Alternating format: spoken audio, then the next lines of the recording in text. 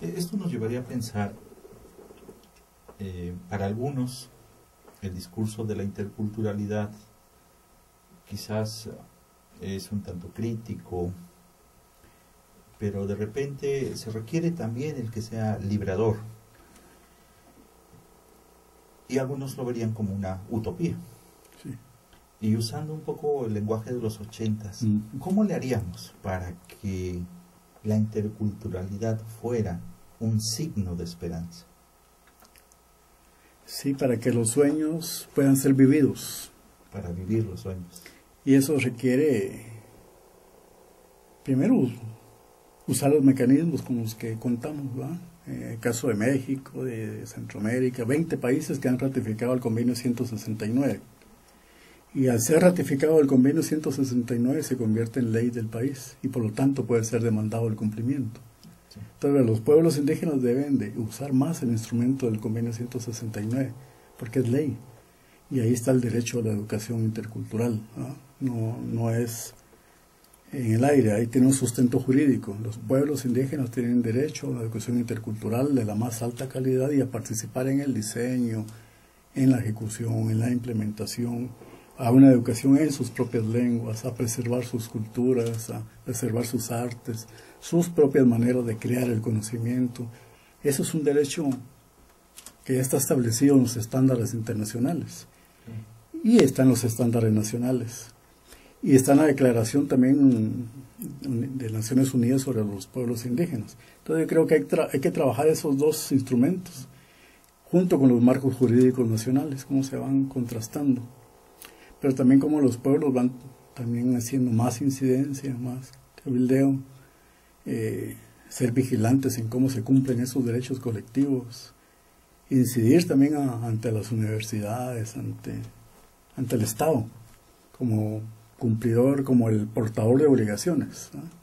Para que los derechos sean cumplidos, ¿no? Y entonces ver también que los derechos culturales también están ahí y eso puede llegar viendo la vida de una manera holística. Eso también atraviesa la salud, la convivencia, el territorio, la crianza de la niñez, la seguridad de no ser expulsados de sus territorios, de no ser perseguidos, de no ser desplazados, ¿no?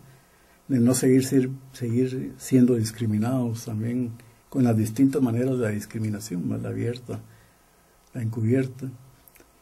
Y ir también, es un poco también cuesta arriba, porque también es luchar contra las hegemonías, ¿no? Pero yo creo que también hay que reconocer los avances, porque a veces los problemas son tan grandes que nos impiden ver los pasos que hemos dado, y se han dado pasos, ¿no? Que no es lo que esperamos, pero se puede ir mejorando, se puede ir avanzando, ¿no? Entonces hay que trabajar también sobre lo que ya hemos logrado, que si comparamos los marcos jurídicos actuales con los de hace 30, 40 años hay una diferencia enorme, claro. Aunque persistan las dificultades, ¿no? Y tal vez lo otro diría es también como hay una conciencia más de que los pueblos pueden encontrarse unos a otros, ¿no? Entonces ahora se encuentran los pueblos andinos, ¿no? Los pueblos indígenas de Argentina, que son varios, aunque que no los pueblos indígenas de Chile, ¿no? Que también son varios. Sí. Los del Cono Sur en el Paraguay, ¿no? Brasil, los pueblos andinos, ¿no? Que son millones, los pueblos de Mesoamérica, del sureste de México hasta Panamá, y los demás pueblos se están encontrando lo común, ¿no? Y ahí lo del buen vivir, que no es particular de un solo pueblo, es un aporte de todos los indígenas en general con distintas maneras, ¿verdad? Entonces, recordaba eso bueno, en los países andinos son los que han trabajado desde suma causa, algo así, pero también está la compartencia de ustedes aquí en México, frente a la competencia que nos hace egoístas, modelos individualistas, la compartencia, ¿no?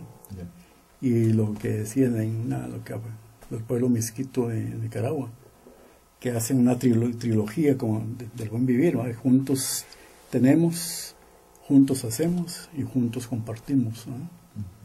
Y cada pueblo tiene su manera de expresarlo, pero en común es la búsqueda de una vida en armonía y que está siendo valorado y que adquiere más relevancia frente al fracaso de las economías depredadoras destructivas, ¿no?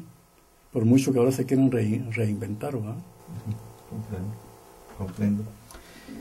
Usted, a través de su experiencia y la visita que hoy hace al seminario internacional,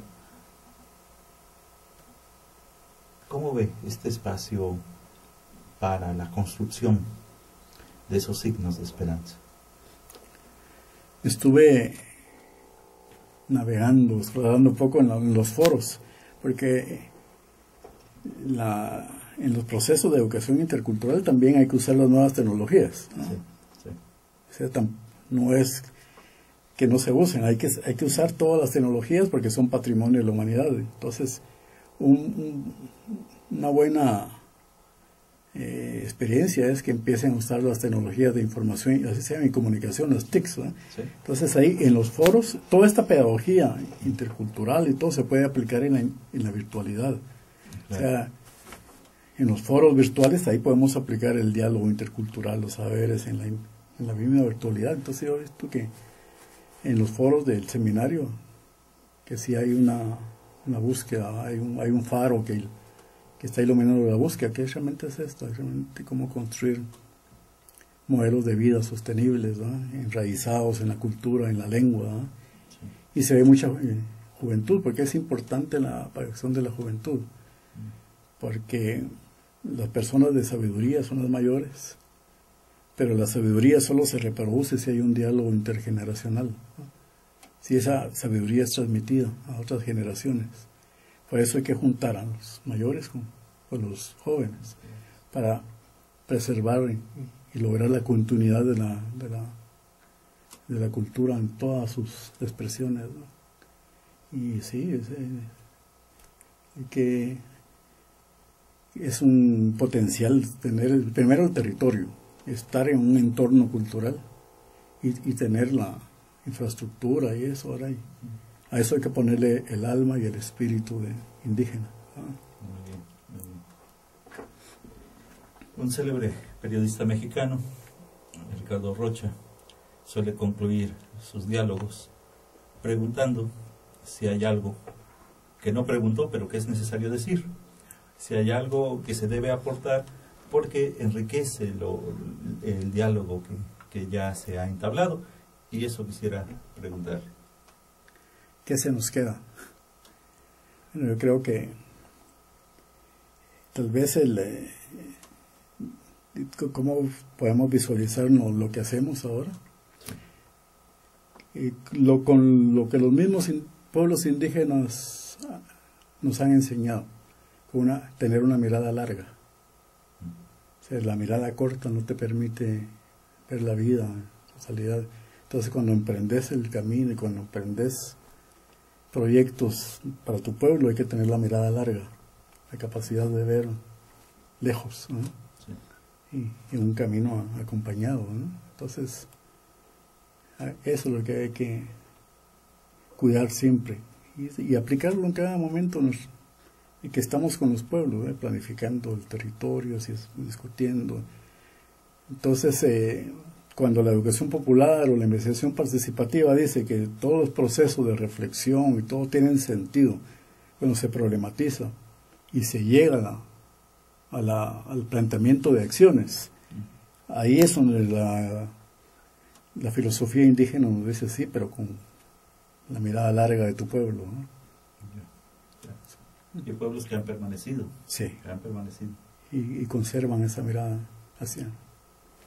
Entonces creo que universidades como la de usted, la Universidad Intercultural de Puebla, se están construyendo así, enraizados, arraigados en las culturas, con la mirada larga.